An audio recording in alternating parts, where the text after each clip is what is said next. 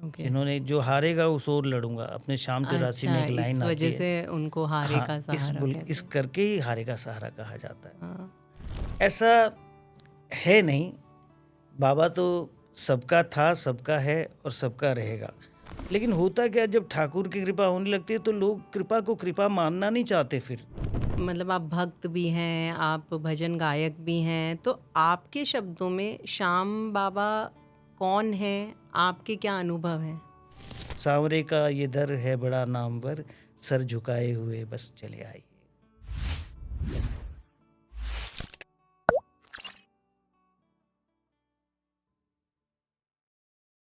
Hello everyone, welcome to make the shift, जहां बातों से शुरू होता है बदलाव। आज हमारे साथ है संजय शर्मा, जिनको आप संजू भैया और किंग ऑफ धमाल के नाम से भी जानते हैं। इन्होंने हजारों भक्तों को श्याम बाबा से मिलाया है। आज के एपिसोड में हम बात करेंगे महाभारत के मैदान से शुरू हुई एक कहानी के बारे में, हारे के सहारे श्याम बाबा के बारे में, संजू भैया की जर्नी के बारे में, उनके हुए अलग एहसासों के बारे में, और कैसे वो अपने भजन के माध्यम से भक्तों को श्याम बाबा से जोड़ते हैं। Welcome to make the shift Sanjay Sharma. जय श्री श्याम। जय श्री राम। तो मेरा, जैसे कि सब आपको संजू भैया जानते हैं, किंग ऑफ जी धमाल जानते हैं, जी। तो मैं जानना चाहती थी कि आप राजस्थान के एक छोटे से गांव रामगढ़ शेखावाटी से बिलोंग करते हैं, वहाँ आपका जन्म हुआ है। जी। आप सबको अपने भजनों के थ्रू बाबा से मिलाते हैं, उनसे संपर्क कराते हैं, पर आपका संपर्क, आपकी जर्नी कैसे रही कि आप श्याम बाबा से जुड़े या भजनों में आए, या आपको आपकी फैमिली ने प्रेरित किया, या आपने सोचा कि इसमें कोई करियर है? मतलब बहुत सारी चीज़ें होती है जब आप कोई काम करते हैं, तो आप ज़रा हमें बताएंगे। नहीं, इसमें सबसे सबसे पहली बात तो सबसे बड़ी बात है श्याम बाबा की कृपा, जो कि मेरे पूरे परिवार पर शुरू से ही रही है। हमारे पीढ़ी दर पीढ़ी श्याम बाबा की मानता है घर में। हमारे कुल देवता, हमारे इष्ट देवता श्याम बाबा ही हैं। और कीर्तन भजन का जहाँ तक प्रश्न है, कीर्तन भजन तो जैसे हमारे शुरू से संस्कार ऐसे रहे घर में। हर एकादशी को कीर्तन करना, उसके बाद में साल में 3-4 2-3 कीर्तन तो बड़े हो ही जाते थे। श्रावण, कभी श्रावण महोत्सव हो गया, कभी फागुन बाबा की जो मेला होता है फागुन का, उसके पहले भी। तो शुरू से ही परिवार के भी संस्कार रहे, हमारे बड़ों के, हमारे दादाजी के, हमारे पिताजी के संस्कार भी भजन कीर्तन के रहे। और सबसे बड़ी बात है, हमारे यहाँ पर आलू सिंह जी महाराज शुरू से श्याम बाबा की जोत जिन्होंने घर घर में जगाई, अच्छा। उनका कलकत्ता आगमन होता था। हम लोग खैर रामगढ़ से है, लेकिन हमारा लालन पालन बस जन्म जरूर रामगढ़ में हो, उसके बाद हम सारे कलकत्ते में ही पले बढ़े हैं। तो महाराज जी का भी श्याम बाबा का जो प्रचार है वो कलकत्ता से ही सबसे ज़्यादा आलू सिंह जी महाराज ने शुरू किया। और ज़्यादा से ज़्यादा उस समय भजन कीर्तन करने के लिए, महाराज जी बाबा का प्रचार करने के लिए कलकत्ता ही आते थे। अच्छा। तो उस समय पर हमारे घर में भी महाराज जी का आना जाना होता था। और उनकी प्रेरणा समझें और बड़ों का आशीर्वाद समझें, भजन कीर्तन की लगन तो शुरू से ही थोड़ी थोड़ी लग गई थी, क्योंकि बाबा से प्यार तो वो तो संस्कारों में है। जी। और गाने का शौक फिर धीरे धीरे धीरे धीरे वो स्कूल टाइम से शुरू से ही इसमें लग गए। ओके।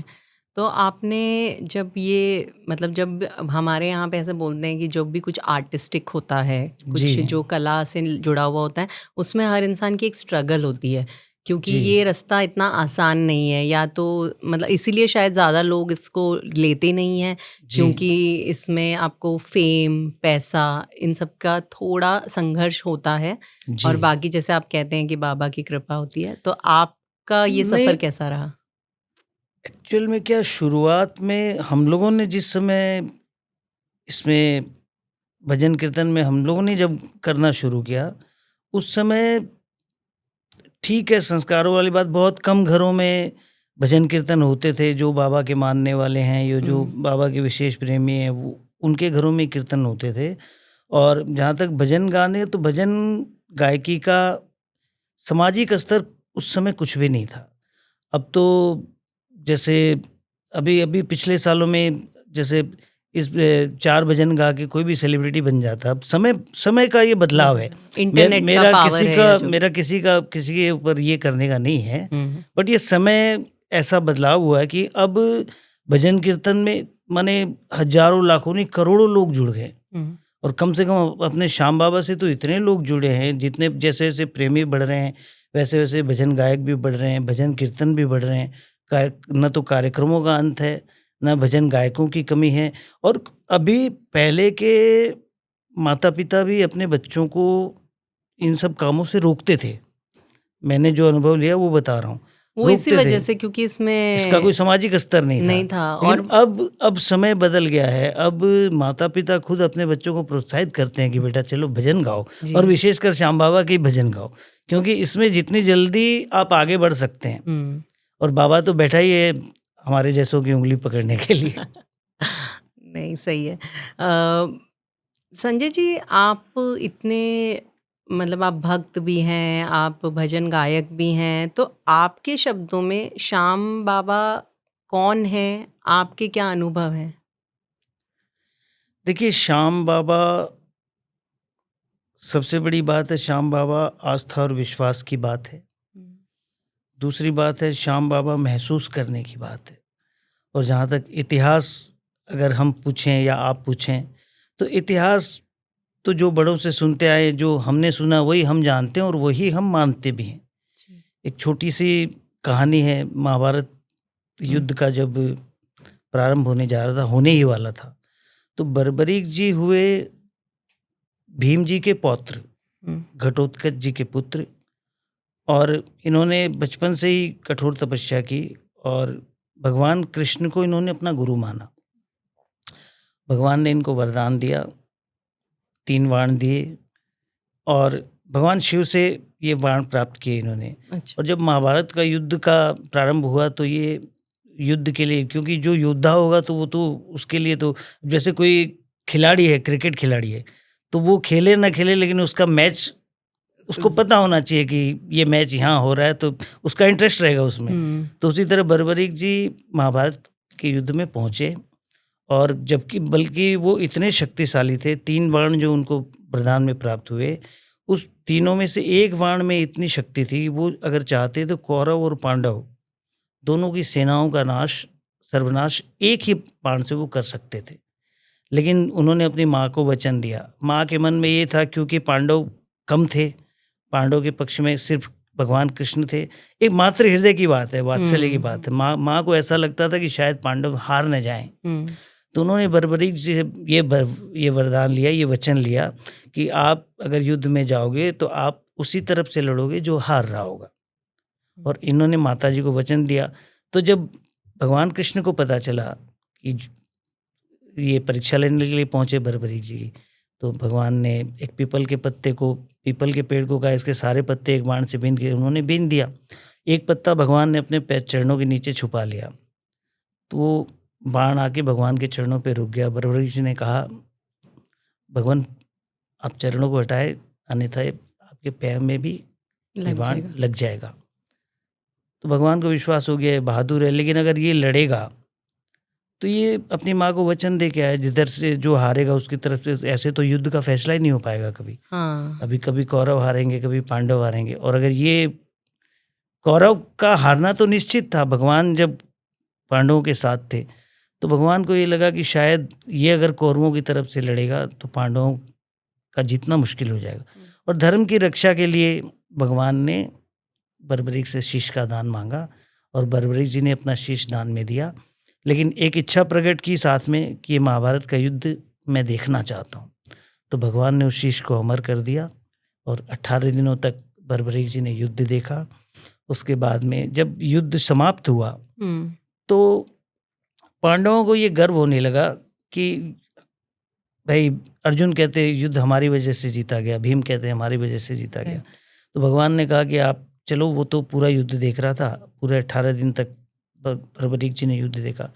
तो जब बर्बरीक से पूछा गया तो बर्बरीक जी ने जो जवाब दिया, बर्बरीक जी ने कहा, मैंने तो इसमें सिर्फ एक सुदर्शन चक्र देखा जो कौरवों और पांडवों की दोनों सेनाओं को काट रहा था, और किसी को कुछ करते हुए मैंने नहीं देखा, और जो सच्चाई थी वही बताया, ये तो होना ही था। तब भगवान ने प्रसन्न होकर बर्बरीक जी को कलयुग में अपने नाम से पूजे जाने का वरदान दिया, जो अभी हम कलयुग में साक्षात देख ही रहे हैं। दिन पर दिन जो जैसे बाबा जो भी खाटू धाम जाता है उसकी मनोकामना, जो पहली बार जाता है उसकी मनोकामना तो पूर्ण होनी ही होनी। ऐसा हमारा बाबा है और ऐसे हमारे बाबा की हमने जो सुना है वो आपको बताया। कहानी है। जी। सही बात है। हाँ, बिल्कुल। इसीलिए जैसे कलयुग में उन्हें पूजते हैं और जी। उनकी इतनी मान्यता है, मतलब जो राजस्थान से नहीं है, मतलब मैं किसी से मिलती हूँ और हमारी जी, बात होती जी। है, तो काफ़ी लोग चारों तरफ से उनके दर्शन के लिए आते हैं, नहीं, बहुत बिल्कुल उम्मीद लेके बहुत आते लोग जुड़ गए हैं। हर हर राज्य के लोग, हर भाषा-भाषी, हर तरह के भाषा-भाषी लोग हैं। बाबा से काफ़ी काफ़ी जुड़ रहे हैं और हुँ। जुड़ते ही जा रहे हैं। इधर हरियाणा, पंजाब तो ख़ैर शुरू से ही था।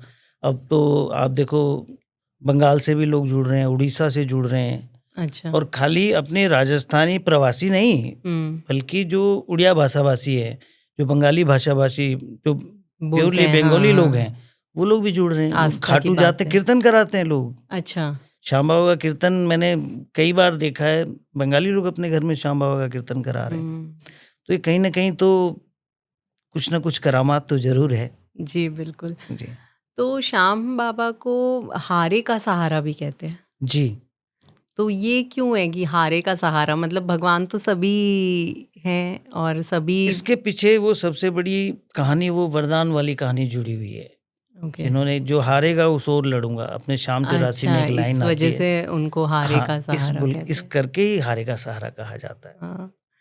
तो आपको अपने जीवन में कोई ऐसा अनुभव हुआ हो या आपने कोई ऐसा अनुभव सुना हो जिसमें मतलब पलक झपकते ही बोलते हैं हम किसी का जीवन बदल गया, या जिन्होंने अपनी अरदास लगाई उनके सामने? अनुभव बहुत सारे हैं, लेकिन मैंने आपको पहले ही बताया कि ये अनुभव, ये महसूस करने की बातें हैं। इनको हम इसको एक्सप्लेन नहीं कर सकते अपन शब्दों में। बाकी देखा तो बहुत कुछ है और बहुत कुछ अनुभव भी किया, और मैं आज जो कुछ भी आपके सामने बैठ के इतनी बात कर रहा हूँ, बिना उस श्याम बाबा की कृपा के बिना संभव ही नहीं है। हुँ। अपने बारे में अगर बताऊँ तो मैंने ना तो कभी संगीत सीखा, ओह! न कभी किसी गुरु से शिक्षा ली, संगीत के बारे में कुछ भी नहीं जानता मैं। उसके बाद भी बाबा ने इतनी कृपा कर रखी है, टूटा-फूटा लिख भी लेता हूँ। हाँ, ठीक-ठाक सीधा-साधा गा भी लेता हूँ, अच्छा। और इसके बाद लोगों का इतना प्यार, लोगों का इतना प्रेम मिलना, इतना आशीर्वाद मिलना, हुँ। ये साक्षात उस श्याम बाबा की कृपा है, जो कि सबको, मैं इस मामले में अपने आप को भाग्यशाली समझता हूँ। ये सबको मिलती नहीं है, हुँ। और पता नहीं, मेरे तो ऐसे कर्म नहीं है, लेकिन हो सकता है मेरे पूर्वजों के कर्मों से या किसी प्रारब्ध के फलस्वरूप मुझे इतनी ख्याति और इतना प्रेम श्याम प्रेमियों का मिल रहा है, इतना आशीर्वाद श्याम प्रेमियों का मिल रहा है। संजू भैया, मैं आपसे पूछूंगी कि है ना, यूथ ज़्यादा आजकल एक्टिव देखा जा रहा है ये जी, जी। भजनों में और इन सब में। जी। तो क्या यूथ को धर्म से जोड़ने का भजन एक माध्यम है, और ये कितना इम्पोर्टेंट है? और आपने इतने सालों से आप इसमें हैं, तो आपने क्या बदलाव देखा है समाज में और उसके प्रभाव में? देखिए, बदलाव कोई ये आज का नया बदलाव नहीं है। आज आज से 40 साल पहले अगर अब हम जाते हैं, तो हर चीज़ परिवर्तन तो होता ही है, और वो होगा ही और होना भी चाहिए। एक ही एक चीज़ नहीं चलनी चाहिए, और नए-नए लोग भी जुड़ने चाहिए। और यूथ का जहाँ तक प्रश्न है, तो यूथ कम से कम अगर श्याम बाबा के भजनों से जुड़ रहे हैं, तो और कहीं जाने से तो बच रहे हैं। ये तो अच्छी बात है ना, चाहे किसी भी बहाने से जुड़ रहे हैं। हुँ। वो चाहे भजनों का टेम्परामेंट कुछ भी हो, हुँ। भजनों की क्वालिटी कुछ भी हो, हुँ। लेकिन वो कम से कम उनके मुँह से भगवान का नाम निकल रहा है, किसी भी का, कोई भी अगर उनको कीर्तन भजन से कनेक्ट कर पा रहा है, हुँ। आज के युग का अगर कोई युवा गायक अगर उनको किसी भी रूप से कनेक्ट कर पा रहा है भजन कीर्तन हुँ। में, तो ये अच्छी बात है कि कम से कम वो भजन से जुड़ तो रहे हैं, वो भगवान से जुड़ रहे हैं, भगवान के भजनों में जा रहे हैं, तो धीरे-धीरे करके वो किस बहुत सारी चीज़ों से बच भी तो रहे हैं। आज एक बार ये लगन, अब यूथ को अगर ये लगन एक बार लग गई, तो आते तो हैं वो 15 मिनट आधे घंटे के लिए, लेकिन हुँ। अगर जुड़ जाते हैं, तो 2-2 घंटे 3-3 घंटे उसी में उलझ के रह जाते हैं हुँ। और थक जाते हैं, फिर कहीं जाने लायक रहते नहीं। तो ये तो बहुत अच्छी बात है, ये खुशी की नहीं। बात है। वो बात तो सही है। जी। तो ये बदलाव क्या आप ये कोविड के बाद देख रहे हैं या कुछ ऐसा? बिकॉज़ सोशल मीडिया पे बहुत आ रहा है कि बहुत यंग बच्चे ग्रुप बना रहे हैं, कैफ़ेज़ में ऐसा हुआ है कि बैठ के हनुमान चालीसा का पाठ हो जी, रहा जी, जी, है जी। और 5 जन कमरे में बैठ के ढोलक, हारमोनियम पे कर रहे हैं, तो एक देखिए, अलग ही लहर चल पड़ी है। ये क्या है कि हर तरीके का आनंद अलग है। हुँ, हम लोग आज, जब पहले सोशल मीडिया नहीं था, हुँ, तब हम भी करते थे कीर्तन। हमारे पहले जो जिन लोगों से प्रेरित प्रेरित होकर हम लोग आए, उन्होंने भी कीर्तन किए हैं। उनके पहले भी लोग भजन कीर्तन करते थे। तो हुँ, आज मेरे ख़्याल से सोशल मीडिया एक सशक्त साधन है हुँ, और हर चीज़ का एक अलग अपना आनंद है। उनको अगर सोशल मीडिया के बहाने से भी करके अगर अच्छा लग रहा है, हुँ, तो कम से कम खुद भी जुड़ रहे हैं, समाज को भी ये कम से कम भजन कीर्तन से जोड़ तो उसी से रहे हैं। राइट। वो चाहे अपनी ख्याति के लिए हो हुँ, या अपने नेम एंड फेम के लिए हो, किसी भी रूप से हो। हुँ, ये अच्छा बदलाव है, ये बुरा नहीं है, हुँ, बहुत अच्छी बात है। हुँ। खाटू श्याम जी को बनियों का भगवान भी कहा जाता है और पैसे वालों का भगवान कहा जाता है। क्यों ये शायद ऐसी धारणा है या क्या नहीं, है इसके पीछे? नहीं, बात तो है ये कि ये कहा तो जाता है। देखिए, बात तो हम भी सुनते ही रहते हैं, लेकिन क्या है कि ऐसा है नहीं। बाबा तो सबका था, सबका है और सबका रहेगा। और जो भी बाबा के दरबार में आ जाता है और सच्ची पुकार अगर हुई, सच्ची प्रार्थना अगर हुई, तो मेरे ख़्याल से किसी को रंक से राजा बनते समय नहीं लगता। मैंने कइयों को देखा है और ये खुद पर भी अगर मैं कहूँ तो हुँ, आज़माई हुई बात है। कुछ भी तो नहीं था, जो कुछ है सब आज बाबा की कृपा से, किसी बात की कमी नहीं है। तो ये श्याम बाबा को तो वरदान ही है, ये जो कलयुग के अंदर में जो सच्चे दिल से मुझे पुकारेगा उसकी मनोकामना पूरी करूँगा। पूरी करूँगा। भगवान कृष्ण पूरी करेंगे, ये पावर उनके पास है कि जी। जो तुम्हारा नाम लेगा कलयुग में, जो तुम्हारे दर पे आके प्रार्थना करेगा सच्चे दिल से, उसकी मनोकामना मैं पूर्ण करूँगा। तो ये बाबा के पास में ये पावर तो है, लेकिन ज़रूरत है कि सच्चे दिल से। ऐसा नहीं है कि भई लोग बाग जैसे आपने कह दिया कि बनियों का बाबा है या पैसे वालों का बाबा, ऐसा नहीं है। हुँ, सच्चे दिल से जो आता है बाबा सबका है। कोई पर्टिकुलर ऐसा कुछ नहीं है। मैंने तो बहुत सारे लोगों को अगर बाबा के दरबार में राजा से रंक से राजा बनते देखा है, तो बहुत लोगों को राजा से रंक बनते भी देखा है। ये ऐसा दरबार है, यहाँ अभिमान नहीं चलता। आप ऐसा कोई स्टोरी हमारे साथ शेयर कर सकते हैं? मुझे उचित नहीं लगेगा।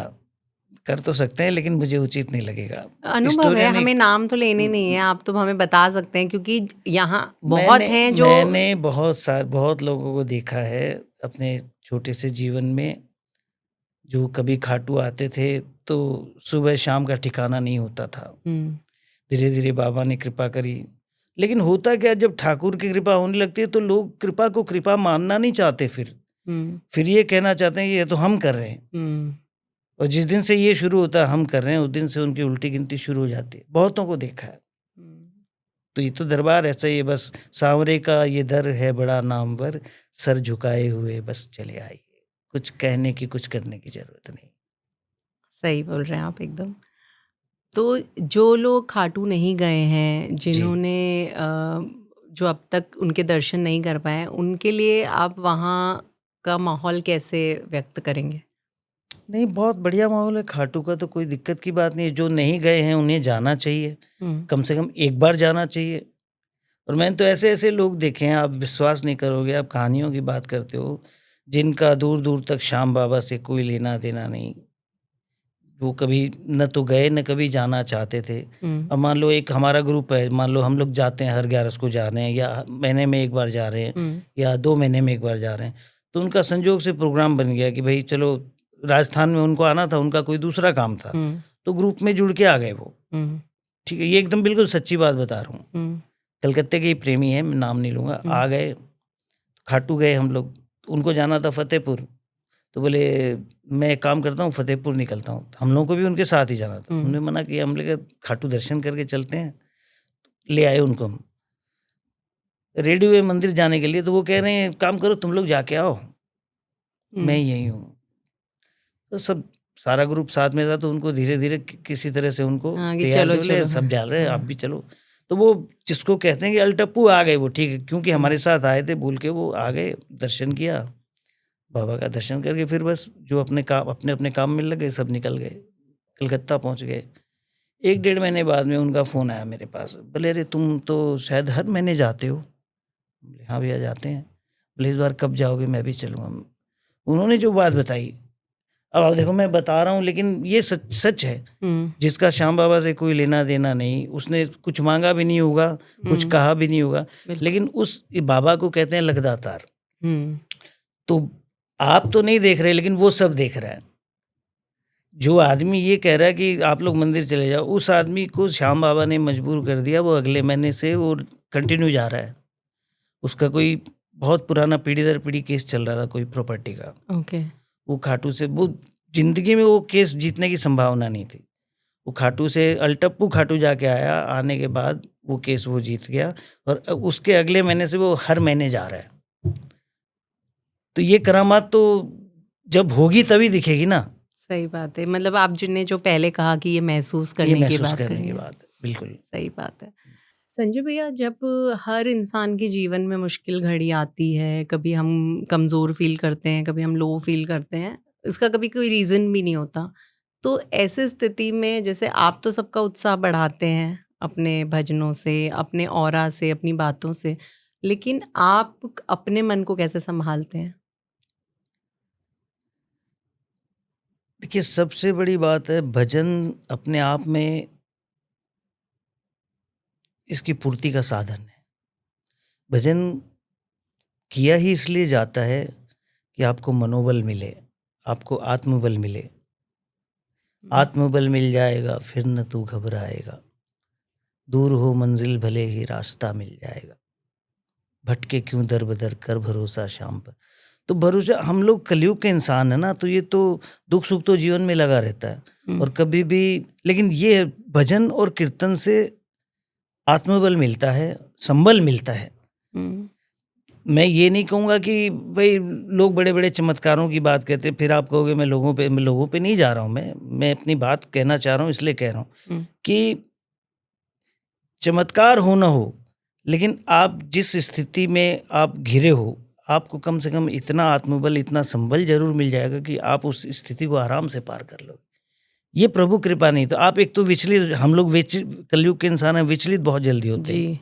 लेकिन भजन से संबल मिलता है, इसमें कोई दो मत नहीं है और आज तक भी आप इतिहास उठा के देख लो, जिन्होंने जिन लोगों को प्रभु ने दर्शन दिया या जिनका काम प्रभु ने किया, उस सिवाय एक ये भजन बल के अलावा और कोई दूसरा साधन ही नहीं था। जिन्होंने तपस्या की उनको नहीं मिला, जिन्होंने जप तप किया उनको नहीं मिला, जिन्होंने हुँ, समाधि लगाई उनको नहीं मिला, लेकिन जिन्होंने भजन किया उनको प्रभु मिले हैं। शबरी हुँ, के घर राम गए, पायो जी मैंने राम रतन धन पायो। नरसिंह ने जीवन भर गुणगान किया, तो कौन सा काम उनका बाकी रहा? हुँ। तो भजन से संबल मिलता है, ये पक्की बात है, इस बात में कोई दो मत नहीं।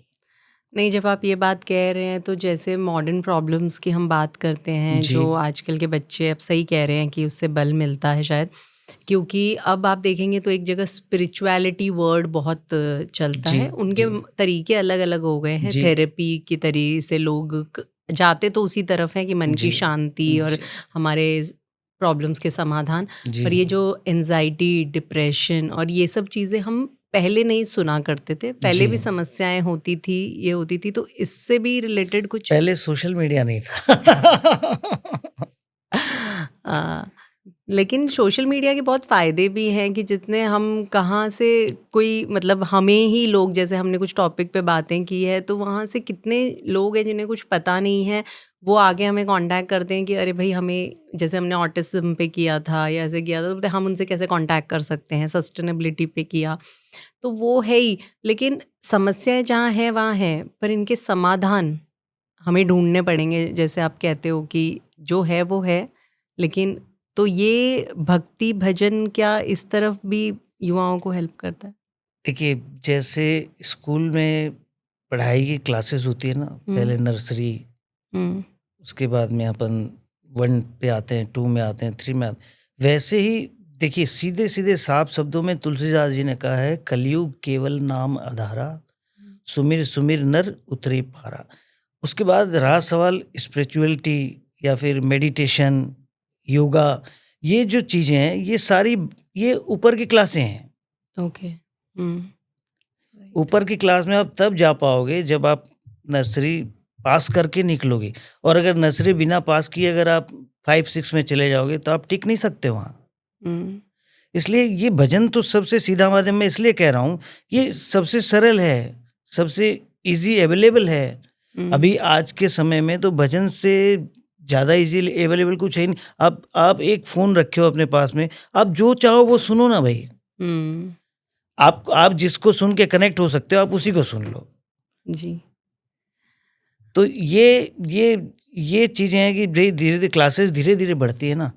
अब योग, तपस्या, हवन, समाधि, ये तो बहुत बाद की बातें हैं। आते हैं सही। तो वहाँ तक पहुँचने का तो हमारे कलयुग के आदमी का मने मेरे ख्याल से उतना साधन भी नहीं बैठेगा, कर भी नहीं पाएँगे लोग। तो सबसे सीधा बात है, जो सीधा-सीधा समझ में आए वो काम करना चाहिए ना। भजन सीधा-सीधा सबके समझ में आ रहा है। नहीं तो आज आप बताओ, इसमें कुछ तो बात है भजनों में। हज़ारों-हज़ारों की भीड़, लाखों की भीड़ आज भजन कीर्तनों में जा रही है। जी। कुछ तो मिलता होगा। अभी ये अभी की भाषा में कह लो, अभी थोड़ी-सी सभ्य भाषा में कहोगे तो हमारे जैसा कहेगा, यार भजन में जाके आनंद आता है। हाँ। अभी कोई यंग जनरेशन जा रही है, वो यही तो कहेंगे, गए थे मज़ा आया। हाँ। ठीक है, वाइब। क्या बुरा है? राइट। कम से कम भजन से जुड़ रहे हैं ना, ये बिल्कुल। ये अच्छी बात है। नहीं, ये बात है। तो आप का जो भी सफ़र रहा है, आपने जो सीखा है, करा है, उसमें आप बहुत लोग हैं जिन्होंने आपसे भी सीखा है, जो आपको देखते हैं। आपने किनसे सीखा है या कौन आपकी प्रेरणा है? देखिए, संगीत तो मैं सच में नहीं सीख पाया, हुँ, और जितना भी कर पा रहा हूँ, ये जो संगत से या ऑब्जर्वेशन से या देख-देख करके, जी, जितना मैं कोशिश करके जितना सुधार सकता हूँ अपने आप को, कोशिश करता रहता हूँ, और हमेशा करते भी वही रहना चाहिए। जी। और बाकी प्रेरणा तो सबसे पहली प्रेरणा आलू सिंह जी महाराज, उन्होंने ही उंगली पकड़ के भजन कीर्तन में मुझे सबसे पहला भजन गवाया। अच्छा। उसके बाद में हमारे जयशंकर भैया, जयशंकर चौधरी जी, हुँ। उनके कीर्तनों में खूब गया हूँ मैं, खूब आनंद लिया है। उसके बाद में अपने आदरणीय लखबीर सिंह जी लखा, जी। कि पहले खाटू धाम में कैसेट एक ही आती थी, हाँ। वो होती थी लखा भैया की। हम लोग तो बहुत छोटे थे, 8-8 साल, 9-9 साल की उम्र से खाटू जा रहे हैं। तो वो कैसेट लेके आते थे और उसको साल भर सुनते थे, फिर अगले मेले पे जाने को मिलता था खाटू। हाँ। पहले तो, अभी तो इतने साधन हो गए, 2 घंटे में पहुँच जाते। जी। पहले हम लोग कलकत्ते से जाते थे, तो पहले कलकत्ते से दिल्ली, दिल्ली से फिर रिंगस, रिंगस से फिर खाटू श्याम जी। जी। बहुत लंबा प्रोसेस होता था। तो वो एक चार्म भी रहता कि भी साल में एक बार जाना है, तो तैयारियाँ भी वैसी रहती थी। इंतज़ार रहता है। इंतज़ार भी रहता, रुकते भी उतने ही थे, कम से कम 10 दिन 15 दिन वहाँ रुकते थे। वो सुबह जाके शाम को आने वाला काम जैसा भी है वैसा नहीं था। तो प्रेरणा तो जो भी हमसे बड़ों ने, अभी माने किनका-किनका नाम बताऊँ मैं आपको?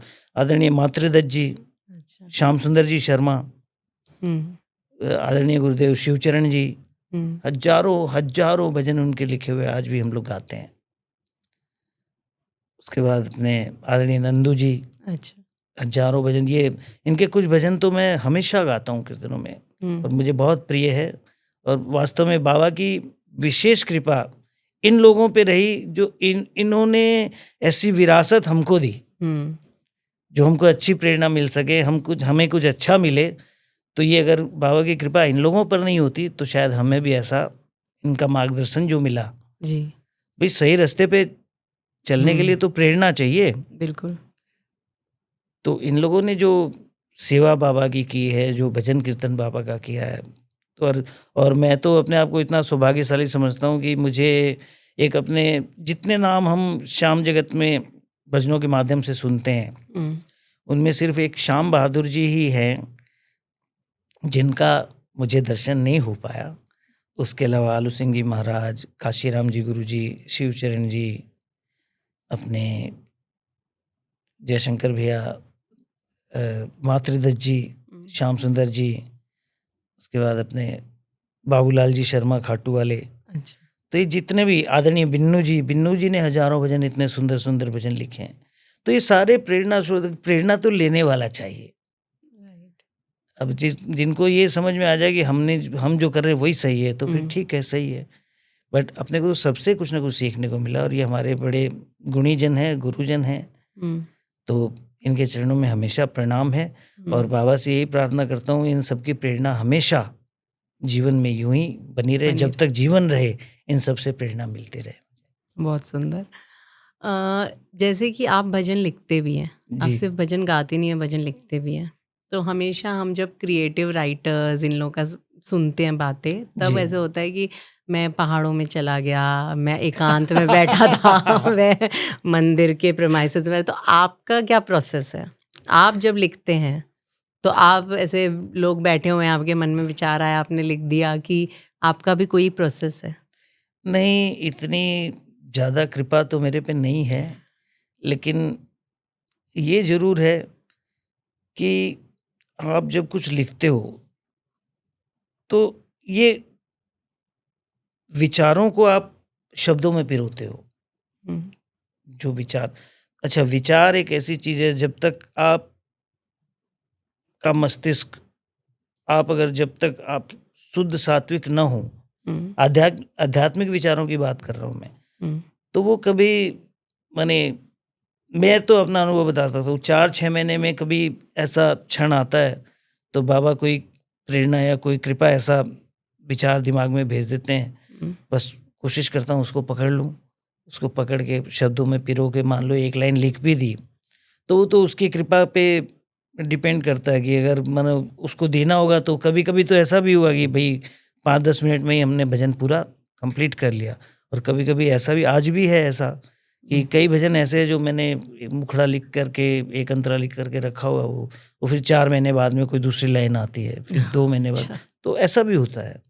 तो इसमें मेरा आपसे सवाल है कि जब आप भजनों में होते हैं, जी और जैसे आपने बोला कि आपने सीखा नहीं है, आपने करा नहीं है करके, जी तो आप जो कोई नए कलाकार हैं, नए बच्चे हैं जो इन सांस्कृतिक भजनों में, इस दिशा में आना चाहते हैं, उनको आप क्या दिशा दे सकते हैं? पहली बात तो ये कि देखो, संस्कार होने चाहिए। हम्म, आप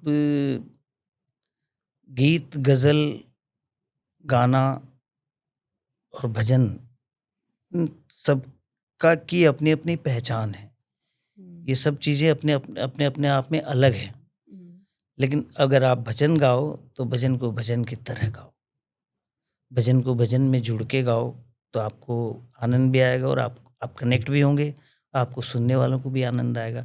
और संगीत तो सबसे बड़ी चीज़ है। संगीत, अगर शिक्षा मिलती है संगीत की, तो इससे बड़ी कोई बात ही नहीं है। आपको खूब सीखना चाहिए और सीख के गाना चाहिए। हम भजन हमेशा देखते थे कि हारमोनियम, तबला, जी इन सब का साथ होता था इसमें। जी पर अब भजन बीट्स, फिल्मी गानों की जी उसमें जी लय में होने लगे हैं। जी तो क्या ये एक, मतलब इज इट ओ, ये ठीक है या? नहीं, इसको कह सकते हैं अपन, ये बुरी बात नहीं है। हम्म, मैंने पहले भी कहा, अभी भी कहता हूँ कि चाहे किसी भी रूप से, हम्म, अगर जैसे यूथ कनेक्ट हो रहा है, तो हम्म, यूथ को अगर आप अपन अब भारी चीज़ें या उस तरह की, तो उसके दिमाग में बात घुसेगी नहीं। राइट। और जो स्ट्रेट बातें होती है, तो वो उनके दिमाग में उनको क्यों, उसको ट्यून में मज़ा आ रहा है।